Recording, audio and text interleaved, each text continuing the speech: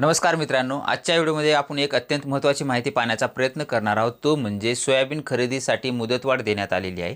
10 October 2025 रोजी खरेदीला सुरुवात झाली, परंतु प्रत्यक्षामध्ये हमीभाव केंद्र सुरू झाली नसल्या कारणाने मोठ्या प्रमाणामध्ये नोंदणी करता आलेली नाही आणि त्याच्याचमध्ये आता 31 डिसेंबर 2025 ही शेवटची तारीख होती। परंतु काल दिनांक 29 डिसेंबर 2025 रोजी एक पतपत्र काढून त्यांच्यामध्ये मुदतवाढ देण्यासाठी आता तुमच्याकडे 1 महिना आणखी वाढ देण्यात आलेली आहे। म्हणजे तुमच्याकडे आता 31 जानेवारी 2026 पर्यंत तुम्ही तुमच्या हमीभावानं सोयाबीन घालण्यासाठी 5328 हा हमीभाव आहे।